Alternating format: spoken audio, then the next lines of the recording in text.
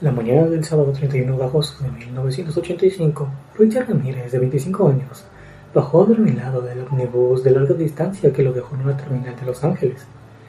Estaba cansado, después de un viaje agotador desde Austin, Texas, donde había visitado a su hermano.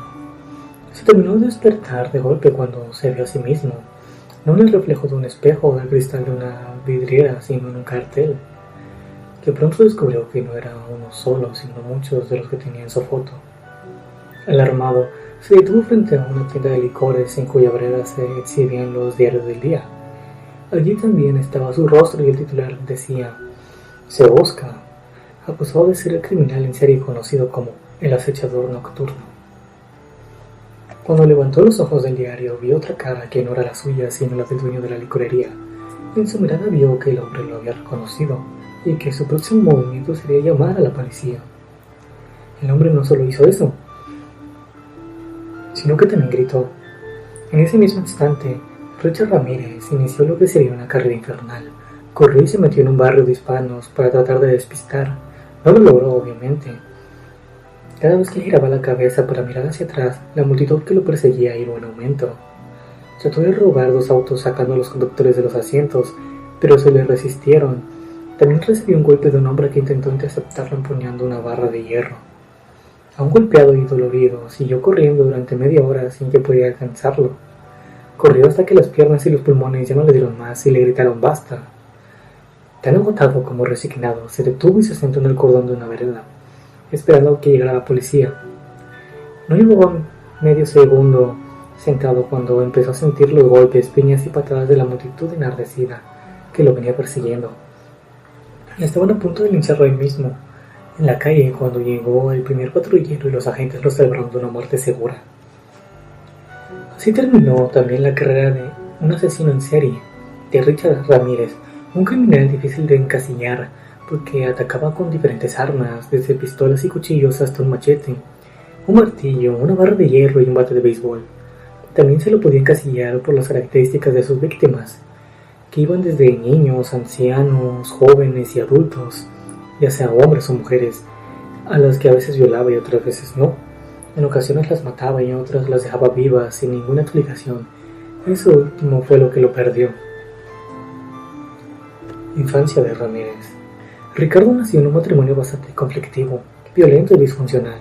Su padre, Julián Ramírez, un obrero y ex policía originario de Ciudad Juárez, Chihuahua, era sumamente violento con todos sus hijos, a quienes propinaba brutales palizas, en especial al propio Ramírez.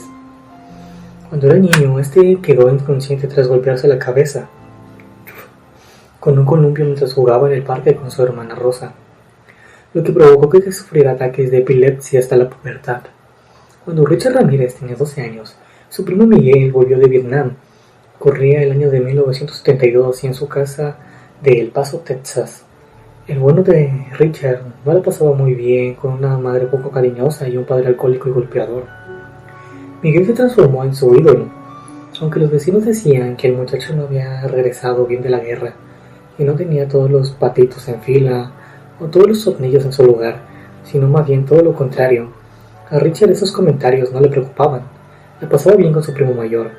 A la hora de la siesta, Miguel enseñaba a tirar con un arma de verdad, a manejar el cuchillo no precisamente para comer y a pelear cuerpo a cuerpo. Cuando se cansaban, el ex soldado le mostraba unas fotos Polaroid que había traído de Vietnam, donde se había cansado de matar a los Charlie. En las fotos Richard vio rosales y aldeas, pero nunca en primer plano, sino como marco de cuerpos de mujeres, algunas desnudas y todas muertas. Entonces, señalándolas, Miguel le contaba a su primito cómo él y los muchachos de su campaña las habían violado y matado. A Richard le fascinaban los relatos de su primo, casi que los veía en su imaginación, y entonces veía un cosquilleo ahí abajo. Creo que una cosa es imaginar y otra muy diferente ver con los propios ojos, y eso fue lo que pasó poco después, cuando Richard no necesitó imaginar más porque vio a Miguel dispararle a una mujer en la cara. La muerte en vivo y en directo. La mujer era su esposa, la esposa de Miguel. Después de este crimen, los caminos de los primos se bifurcaron. Miguel desapareció de los lugares que solía frecuentar y no se lo volvió a ver por El Paso, donde tenía pedido de captura por asesinato. Richard aguantó poco tiempo más en su casa y a los 15 años se fue a probar suerte a Los Ángeles. Pensaba trabajar, pero terminó robando. Para 1984, 2 años después de aquellas fotos y de aquellos relatos, o quizás mejor haya que decir bajo la luna, porque era de noche cuando secuestraba, violaba y asesinaba, y los habitantes de Los Ángeles vivían aterrorizados por las sangrientas andanzas del hombre al que los noticieros llamaban el acechador nocturno, aunque todavía nadie sabía que se llamaba Ricardo Ramírez, o mejor dicho, Ricardo Leiva Muñoz Ramírez. A principios de la década de los años 80, Los Ángeles se preparaba febrilmente para ser la sede de los Juegos Olímpicos de 1984. Y Richard ya era un viejo conocido de la policía californiana, que solía darle alojamiento en las celdas en sus comisarías.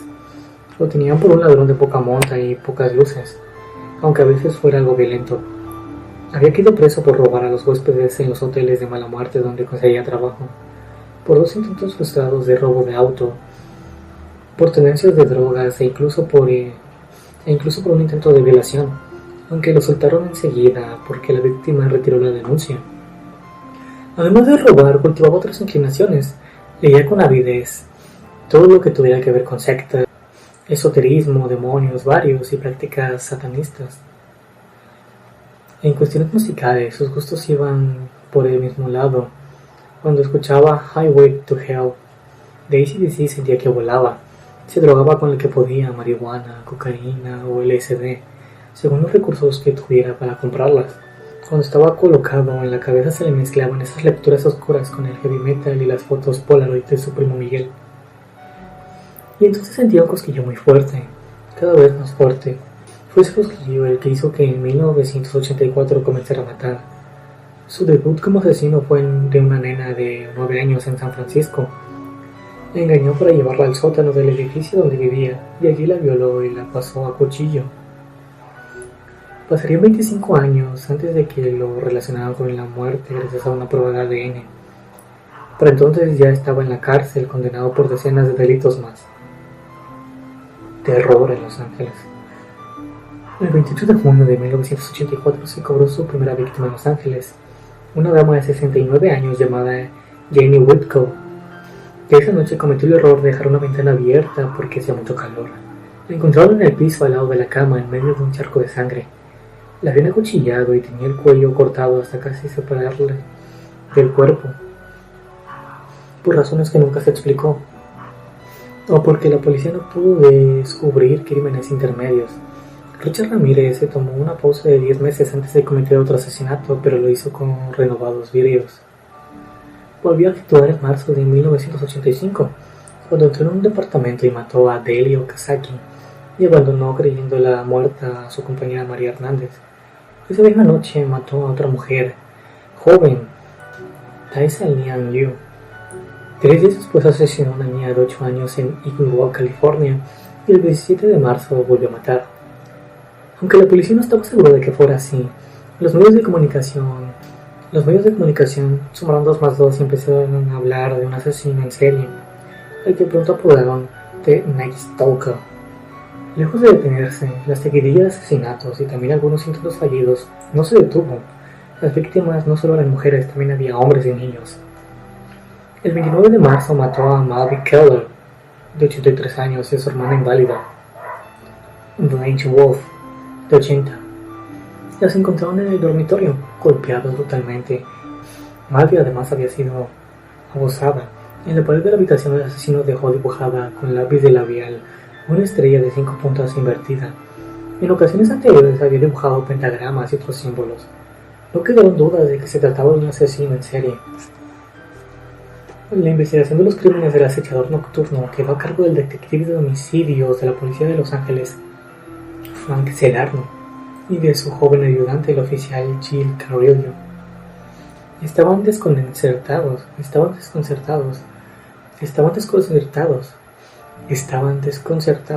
Sabían que perseguían a un asesino en serie, pero a uno muy extraño cuya personalidad y modus operandi eran difíciles de definir.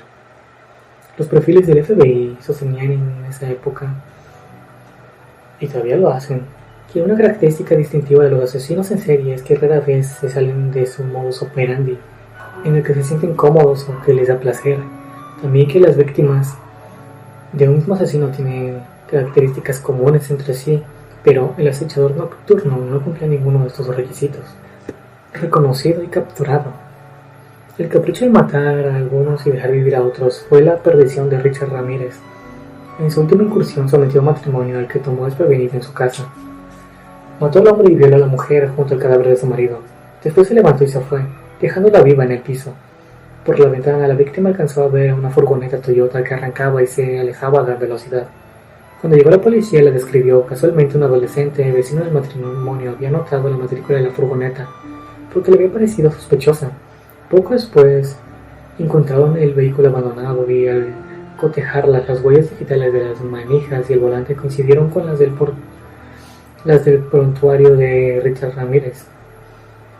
Al día siguiente, las calles de Los Ángeles estaban pobladas de carteles con el nombre y la foto del portuario del acechador nocturno. Las tapas de los diarios también mostraban su fotografía.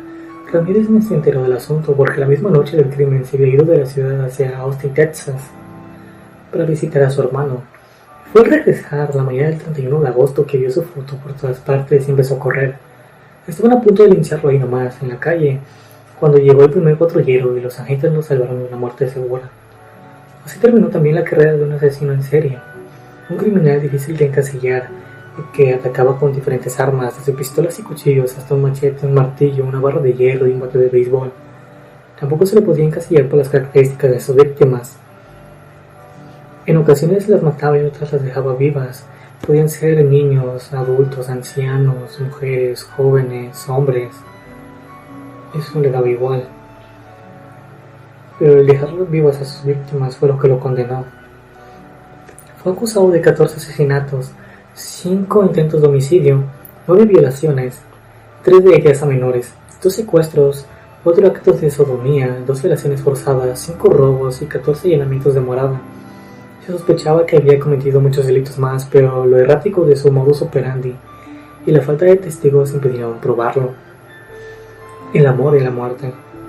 El juicio televisado comenzó en 1989 y duró varias semanas. Se vivieron un montón de testimonios espantosos y un montón de teatralidad por parte del acusado. Escribió Frank Girardot, que cubrió el juicio para Los Ángeles Herald Examiner. En las audiencias, Ramírez dibujaba pentagramas en su mano y lo sostenía para que lo vieran las cámaras. Le sonreía a la gente, relató. Los jueces escuchaban atónitos sus últimas palabras antes de escuchar la sentencia. Lucifer habita en todos nosotros, no lo entienden, y no se espera que lo hagan. No son capaces de hacerlo. Estoy más allá de la experiencia de ustedes. Estoy más allá de hacer el mal. Legiones de la noche, raza de la noche, no repitan los errores del acechador nocturno y no tengan piedad. Seré vengado, dijo. El 3 de octubre de 1989, el jurado lo condenó a 19 penas de muerte. Escuchó el fallo y la pena sin mostrar ninguna emoción. Richard Ramírez pasó los siguientes 23 años en el corredor de la muerte de la prisión de San Quentin, en California, donde comenzó a recibir cartas de mujeres que lo admiraban y lo consideraban atractivo. Con mucho tiempo libre le respondió puntualmente y no demoró en tener una relación sentimental con una de ellas, Doreen Lyle, con quien se casó en 1996. Luego de la ceremonia, en una improvisada conferencia de prensa que dio en las puertas de San Quentin, la mujer no ocultó su alegría. Solo quiero decir que estoy muy feliz hoy y estoy muy orgullosa de ser la esposa de Richard. Espero que respeten ese día y me dejen ir a disfrutarlo en paz, les dijo a los periodistas. Richard Anthony Ramírez murió de linfoma en 2013 a los 53 años. Al dar la noticia, un veterano cronista de Los Angeles Times recordó en su nota la frase que el acechador nocturno dijo después de escuchar su condena con los ojos clavados en los periodistas que cubren el juicio: no pasa nada, la muerte siempre está presente, nos vemos en Disneylandia.